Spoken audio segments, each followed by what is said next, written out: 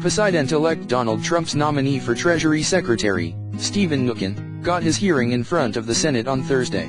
It did not go well.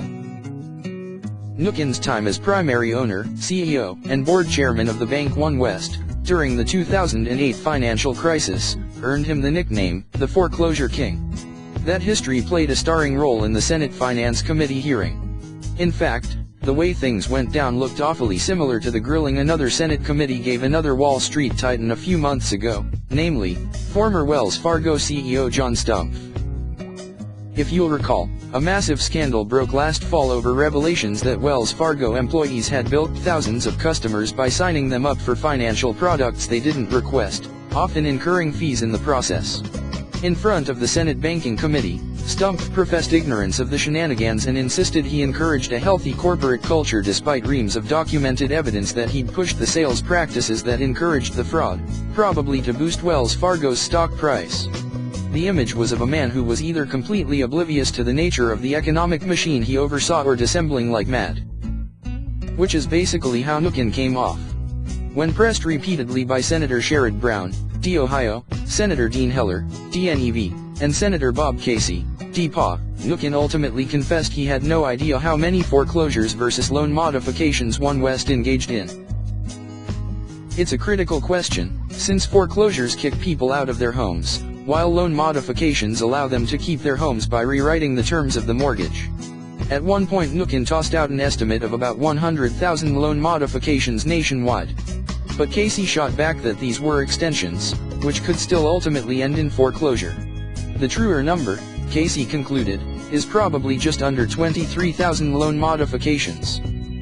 We know from documentation though Mnuchin gave the impression he didn't that OneWest undertook 36,000 foreclosures in California alone. And Brown cited California community groups that the national number was around 60,000. I am not aware of that, Mnuchin replied. I have the information that's in public reports, he added at another point. Heller has apparently pressed Mnuchin and his team on 7 different occasions over the last few weeks to find out how many foreclosures OneWest carried out in Nevada, and they still don't have an answer. As soon as I get out of this hearing I will get that information from the bank, Mnuchin said. Nor was the nominee able to speak to accusations by the U.S. Comptroller of the Currency that OneWest's mortgage practices were improper and deficient, or the leaked findings by the California Attorney General's office that OneWest backdated paperwork and obstructed investigations, when Brown pressed him on both points. But he did think the leaking of the Attorney General's memo was highly inappropriate. Ultimately, Mnuchin retreated into claims that federal regulations, particularly FDIC rules and the Home Affordable Modification Program, HAMP, forced OneWest's hand, or that banks had way more incentives to modify than to foreclose. But there are some problems with that, too. For one, the two claims are sort of contradictory. The FDIC reimbursed OneWest for its foreclosures to the tune of $1.2 billion, which is quite the incentive. Furthermore, research by National Consumer Law Center found that, on balance, the financial incentives to foreclose vastly outweigh the financial incentives to modify the loans.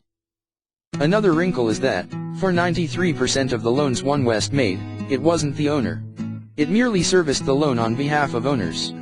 The logic that says banks prefer loan modifications to foreclosures because the former keeps the income stream coming, only applies to banks that own the mortgages. The banks that service the mortgages often enjoy the benefits of foreclosures fees and such with few of the attendant costs. Between Stumpf and now Mnuchin, this seems to be a recurring theme in the American economy.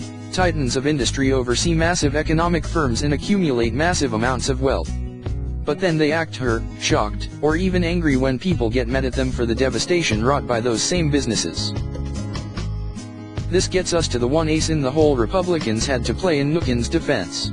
Homeownership and mortgage policy under the Obama administration was basically geared towards doing what Mnuchin was doing, stabilizing the balance sheets of the big financial firms, no matter the cost to homeowners.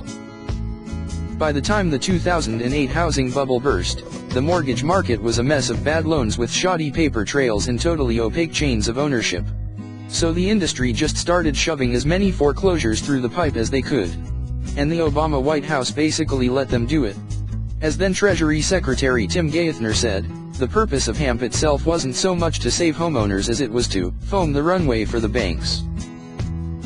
In that sense, you can kind of understand why Mnuchin was testy during the hearing. It seems, with all due respect, that you just want to shoot questions at me and not let me explain, Mnuchin snapped at the end of one of Brown's blitzkriegs. The mortgage business in 2009 was a rotten system, and he benefited from that system. But in his defense, both sides of the aisle basically agreed on the contours of that rotten system, and the need to stabilize the financial industry above all else. 8 years later, he's suddenly getting grilled for just doing what his business was supposed to do, by people who seem crazy enough to think the world ought to operate differently. So it was only the most pugnacious senators who had either the gumption or the credibility to really press this critique. Which is probably why a lot of the Democrats just settled for obsessing over Mnuchin's Cayman Islands tax haven. Stumpf, by contrast, had no such escape hatch. It was a pretty depressing spectacle to behold, all around.